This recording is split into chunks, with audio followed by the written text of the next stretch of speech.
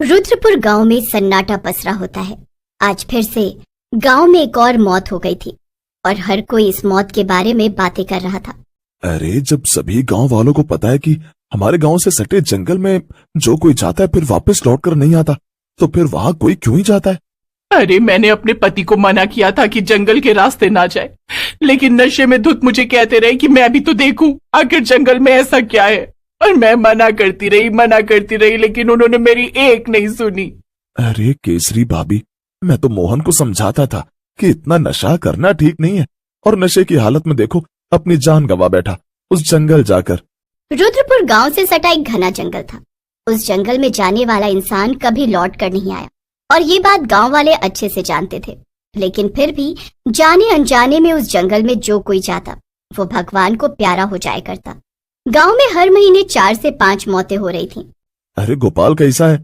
आज तो बड़ा उदास लग रहा है। अपने जिगरी दोस्त के जाने के बाद गम में डूबा हुआ है। क्या बताऊं दया भैया, मैंने उस जंगल में जाने से मना किया था। वो तो मुझे भी जंगल खींचकर लेकर जा रहा था, लेकिन मैंने उसे जंगल जाने से मना कर दिया। अगर तूने उसे रोक लिया होता तो आज तो वो तेरे साथ होता। मुझे तो समझ नहीं आता कि आखिर उस जंगल में ऐसा क्या है जिस वजह से लोग अपनी जान गंवा देते हैं। उस जंगल में जो कुछ भी है, लेकिन गांव वाले तो जानते हैं ना, उस जंगल में जाना यानी मौत को गले लगाना। और तुम्हें तो पता है पुलिस की तहकीकात पोस्टमार्टम तक में कुछ नहीं आता। कैसे और किस वजह से मौत हुई? गांव में सभी लोग एक मौत के सदमे से उभर नहीं पाए थे। तभी दया के घर में उस वक्त सन्नाटा पसर जाता है जब उसके बेटे और बेटी लापता हो जाते हैं। अरे मेरे बच्चे न जाने उस जंगल में क्या करने गए थे, अब देखो भगवान को प्यारे हो गए। मेरी पत्नी तो जीते जी मर जाएगी। अरे मैंने क्या बिगाड़ा है किसी का? हाय रे मेरे दोनों बच्चे। भैया मेरे पति की तो लाश भी मिल गई थी, लेकिन सुना है आपके दोनों बच्चों की लाश तक नहीं मिली। नहीं मिली केसरी, नहीं मिली। अब तो ऐसा लग रहा है वो जंगल भूतिया हो गया है, जहां गांव के लोग जाते हैं और गायब हो जाते हैं। मैं तो कहता हूँ दया भैया, इसका समाधान हमें सरपंच जी से निकालना होगा। अब सभी गांव वाले सरपंच के पास पहुंचते हैं और अपनी सारी आप बीती बताते हैं।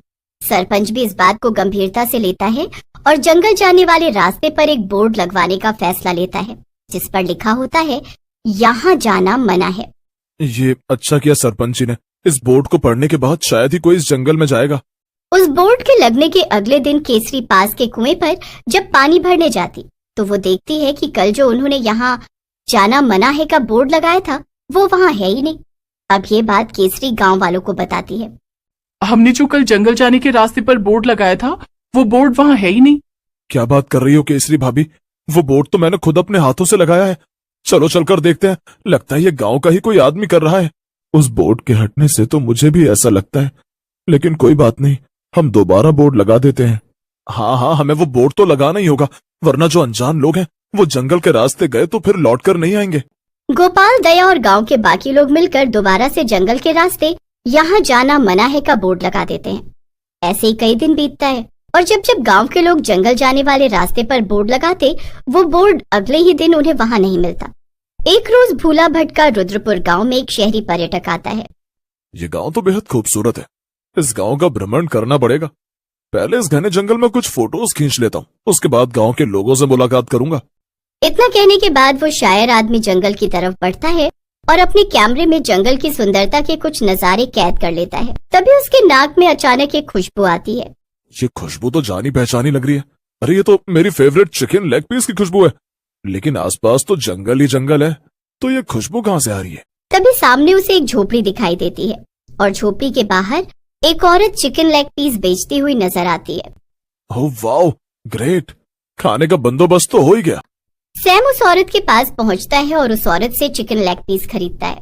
और जैसे ही सैम उस औरत का दिया हुआ चिकन लेग पीस खाता है, सैम उस औरत के हाथों के बने चिकन लेग पीस की तारीफ करने लगता है। ओह नाइस, ये तो बहुत टेस्टी है। सच में इस चिकन लेग पीस का जवाब नहीं, आपने इसे बहुत अच्छे से बनाया है। धन्यवाद आपका यहाँ आने के लिए। सैम चिकन लेग पीस खा रहा होता है और तभी उसके सामने से वो औरत अचानक से गायब हो जाती है और सैम डर से उसके हाथ से चिकन लेग पीस छूट जाता है। सैम इधर उधर देखने लगता है, लेकिन उसे वो औरत कहीं नहीं दिखती। अचानक से वो औरत कहाँ चली गई? अरे कोई है यहाँ पर? इतना कहने के बाद जैसे ही वो मुड़ता है उसके पीछे ही पेड़ से लटकी हुई चुड़ैल जोर जोर से हंस रही होती है। यहाँ से बचकर जाना नामुमकिन है। तुम भूल भुलैया में फंस चुके हो। जो एक बार यहाँ आया है फिर लौट कर नहीं गया, अब उस परंपरा को मैं टूटने तो नहीं दे सकती। इतना कहने के बाद वो चुड़ैल सैम की आंखों से आंखें मिलाती है और सैम वहीं गिर पड़ता है, जिसके बाद वहीं उसकी मौत हो जाती है। अब अगले दिन उस पर्यटक की लाश मिलती है और गांव वाले घबरा जाते हैं, लेकिन गांव में अब भी लोग लगातार गायब हो रहे थे और अपनी जान गंवा रहे थे। एक रोज देर रात दया अपने बच्चों को याद कर रहा होता है। मेरे बच्चों, क्या सोचकर तुम जंगल गए थे? न जाने तुम्हें आसमान ने अपने अंदर समा लिया था या धरती निकल गई। कहाँ हो तुम लोग? अब तो मेरी उम्मीद भी खत्म हो चुकी है। गांव के और लोगों की तरह तुम दोनों भाई बहन भी गायब हो गए।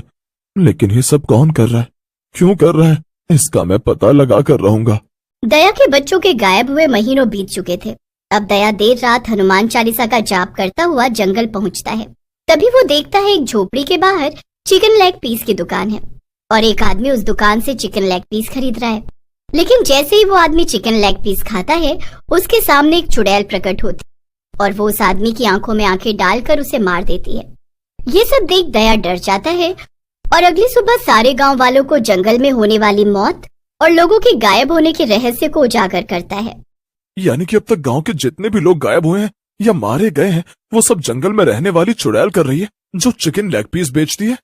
अगर हमें बाकी गांव वालों की जान बचानी है तो हमें जल्द से जल्द किसी तांत्रिक बाबा का सहारा लेना होगा। दया, गोपाल और गांव के बाकी लोग अब तांत्रिक के पास पहुंचते हैं और अपनी सारी आपबीती सुनाते हैं। क्या हुआ बाबा, कुछ तो बोलिए।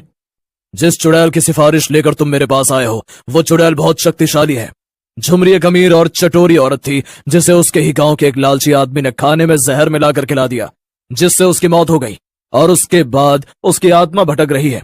तो हमें ऐसा क्या करना होगा जिससे गांव वाले और हम उस चुड़ैल झुमरी से छुटकारा पा सके? इसके लिए मुझे महायज्ञ करना होगा और मुझे पूरे 24 घंटे का समय चाहिए ताकि मैं उस चुड़ैल का नामो निशान मिटा सकूं। गांव के लोग उस तांत्रिक की बात सुनकर वहां से चले आते हैं। अब तांत्रिक महायज्ञ करता है और साधना करके चुड़ैल लोक में संपर्क करता है। ओम भट भट स्वाहा। तांत्रिक कुछ देर साधना करता है और चुड़ैल लोक में संपर्क कर पाता है। अब उस तांत्रिक का संपर्क चुड़ैल लोक की चुड़ैल सौदामिनी से होता है और तांत्रिक उसे सारी बात बताता है। झुमरी चुड़ैल, जिस झुमरी की तुम बात कर रहे हो वो मेरी पुरानी दुश्मन है और अपनी दुश्मन को मारकर मुझे खुशी तो जरूर मिलेगी, लेकिन अभी तुम मुझे साधना करके संपर्क कर पा रहे हो। लेकिन इंसानी दुनिया में आने के लिए तुम्हें शमशान में यज्ञ करना होगा, तभी मैं इंसानी दुनिया यानी धरती लोक पर आ सकती हूँ। मैं शमशान में तुम्हें इंसानों की दुनिया में बुलाने के लिए यज्ञ जरूर करूंगा। तांत्रिक अब सौदामिनी को धरती लोक यानी इंसानी दुनिया में लाने के लिए शमशान में यज्ञ करता है। अमावस्या की घनघोर घनी रात थी जब तांत्रिक शमशान में यज्ञ कर रहा होता है और यज्ञ पूरा होते ही सौदामिनी वहां हंसते हुए प्रकट होती है। मैं आ गई, सौदामिनी इंसानी दुनिया में आ गई और अब सौदामिनी के हाथों झुमरी का मरना तय है। तुम्हारे पास यहाँ रुकने का बस 12 घंटे का समय है और इस अमावस्या की रात तुम्हें झुमरी को खत्म करके वापस चुड़ैल लोक के लिए जाना होगा, वरना तुम्हारी आत्मा भटकती रहेगी और तुम्हारी शक्ति भी छीनी जा सकती है। सौदामिनी अमावस्या की रात अपनी दुश्मन झुमरी चुड़ैल को मारने जंगल पहुंचती है और दोनों का जब आमना सामना होता है तो दोनों एक दूसरे को देखकर बौखला जाती हैं और दोनों में युद्ध छिड़ जाता है।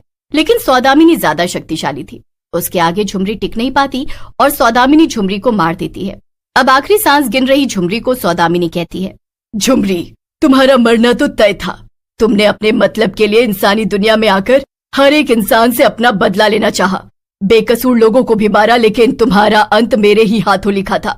अब सौदामिनी तांत्रिक बाबा का शुक्रिया अदा करके चुड़ैल लोक के लिए रवाना हो जाती